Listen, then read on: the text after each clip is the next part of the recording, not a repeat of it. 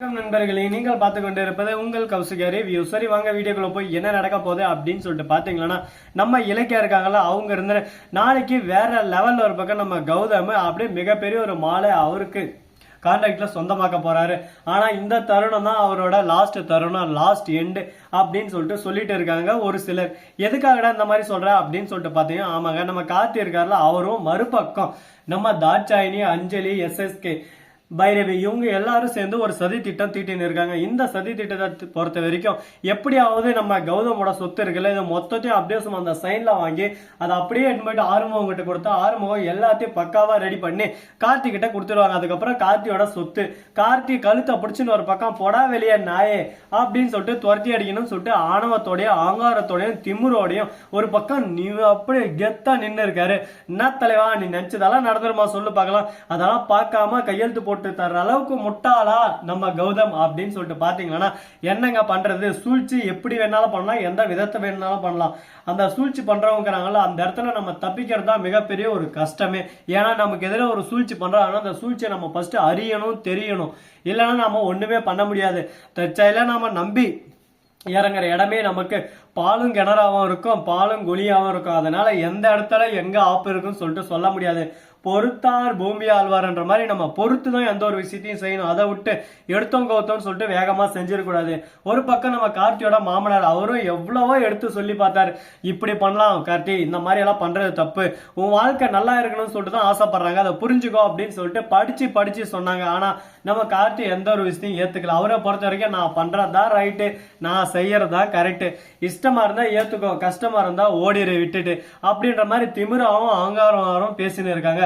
என்னடா இது நியாயம்? இப்படி எல்லாம் பேசலாமா சொல்லுங்க பார்க்கலாம். எல்லாமே ஒரு லிமிட் தான் ப்ரோ, லிமிட்டுக்கு மேல போச்சுன்னா அடி உததான் அப்படின்ற மாதிரி தான் ஒரு பக்கம் போயிட்டு இருக்கு. இதுக்கப்புறம் பிரச்சனை என்னவா மாறப்போகுது, எப்படியெல்லாம் கொண்டு வர போறாங்கன்னு சொல்லிட்டு தெரியலங்க. ஆனா ஒரு பக்கம் எல்லாமே ஸ்மூத்தா தான் போயின்னு இருக்கு இப்போதைக்கு. ஆனா இப்படியே இருந்துருமா அப்படின்னு சொல்லிட்டு சத்தியமா நம்மளால சொல்ல முடியாது. அது போலதான் எந்த சமயத்துல எந்த காரணத்தை கொண்டோம் எப்படி நம்ம இருக்கணுமோ அப்படி இருந்தோம்னா நம்ம வாழ்க்கை ஜம்முன்னு கும்முன்னு பாட்டு பாட்டு போலாம். அப்படி இல்லையா அடுத்த செகண்டே நம்மள அடிச்சு ஓட விட்டுருவாங்க. சரி, இந்த மாதிரி எல்லாம் ஒரு பக்கம் போயிருந்தாலும் அதே சமயத்தில் நம்ம கௌதம் அவரோட ஸ்பாட்டுக்கு போய் சேர்ந்துடுறாரு. போயிட்டு கையெழுத்து போறதுக்கு ஃபர்ஸ்ட் எல்லாத்தையும் கொடுக்கலாம், படிச்சு பார்த்துட்டு எல்லாத்தையும் போடுவேன். திடீர்னு லாஸ்ட்ல 2 காலி பேப்பர் இருக்கு, இதுலயும் சைன் பண்ணும் அப்படின்னு சொல்லிட்டு சொல்றாங்க. இது எதுக்காக அப்படின்னு சொல்லிட்டு இந்த கான்ட்ராக்ட்ல நீங்க எதனா மோசடி வேலை எதனா பண்ணீங்கன்னா அப்போ இந்த பேப்பரை வச்சு நாங்க லீகலா ப்ரொசீஜரா எல்லாமே பண்ணுவோம். அதுக்கு முன்னாடிக்கிறதே ஓகே தானே, இது வரைக்கும் நான் இது மாதிரி அதுலயே பண்ணது இல்லையே, நீங்க எதுக்கு இப்ப புதுசா இதுல பண்ண சொல்றீங்க, எனக்கு என்னமோ அதுல சந்தேகமா இருக்கா அப்படின்னு சொல்லிட்டு நம்ம கௌதம் ஒரு பக்கம் சூதானமா பேச ஆரம்பிக்கிறாரு.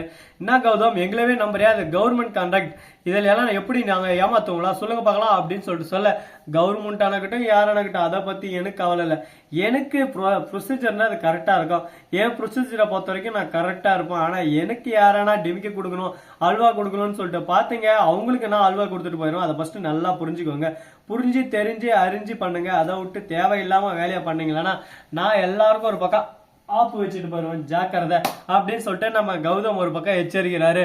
கௌதம், நீங்க ஓவரா பேசுறீங்க, இடத்த விட்டு காலி பண்ணுங்க அப்படின்னு சொல்லிட்டு 2 பேர் சொல்ல, கொஞ்ச நேரம் திடீர்னு அந்த இடத்துக்கு வேற ஆள் வராங்க. இவங்க டப்பு டப்பு டப்பு டப்புன்னு எஸ்கேப் ஆகிறாங்க ஒரு பக்கம்.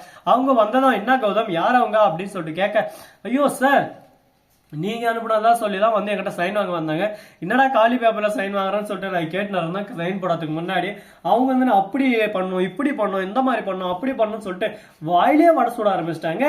எனக்கு என்ன பண்றது ஏது பண்றது சொல்லிட்டு தெரியாம நானே சைன் போடலான்னு ஒரு ஐடியா வந்து திடீர்னு நீங்க வந்தீங்க.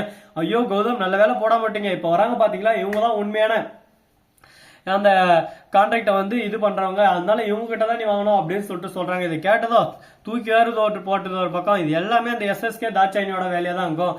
எனக்கே சதி திட்டம் திட்டுறீங்களா, சதி திட்டம் வச்சு செஞ்சு விடுறோம் பாக்குறியா அப்படின்ற மாதிரி சைலண்டா இருக்காரு நம்ம கௌதம். ஒரு பக்கம் கார்த்தி நிச்சா எந்த பிளான் போட்டாலும் எல்லாமே ஒரு பக்கம் பிளாப்ஸ் ஆயிடுது. கௌதம எப்படிதான் ஏமாத்துறது, இந்த சொத்தை எப்படிதான் நம்ம பறிக்கிறது, நமக்கு நேரம் ஒரு காலம் இல்லையா, இந்த சொத்தை நம்மளால பறிக்க முடியாதா, கடவுளே எதனா ஒண்ணு பண்ணுப்பா, எனக்கு அப்படியே சும்மா வயிறெல்லாம் பத்திக்கிட்டு எரியுது அப்படின்னு சொல்லிட்டு ரணகாலமா ஒரு பக்கம் குசியா பேசின்னு இருக்காங்க.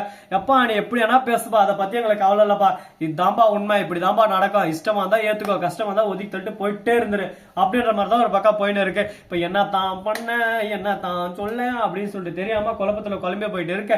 இதுக்கப்புறம் வேற ஏதாவது பிரச்சனை வருமாடா அப்படின்னு சொல்லிட்டு பாத்தீங்கன்னா கண்டிப்பா வராம இருக்காது. மாசம் என்ட்ரி கொடுத்து பிரச்சனை வந்துகிட்டே தான் இருக்கும். பிரச்சனைன்றது ஒரு வரிசை மாதிரிங்க, அப்படியே வரிசை கட்டிட்டு வந்துட்டே இருக்கும். நில்லுனாலும் நிக்காட்டு போகனாலும் போகாத, வந்துகிட்டே தான் இருக்கும். அதை எப்படி தடுக்க போறோன்றது நம்ம கையில இல்லைங்க. சோ நண்பர்களே, இந்த வீடியோ பிடிச்சிருந்தா லைக் பண்ணுங்க, கமெண்ட் பண்ணுங்க, ஷேர் பண்ணுங்க, அப்படின்றீங்க மேல தட்டி விட்டு போங்க. அப்பதான் நாம் போற அடுத்தடுத்த வீடியோ உங்களுக்கு உடனுக்குடன் நோட்டிபிகேஷன்ல வந்து கொண்டே இருக்கும். மிக்க நன்றி. தேங்க்ஸ் ஃபார் வாட்சிங். Tata, see you. நன்றி, வணக்கம், வந்தனம், வருக தருக.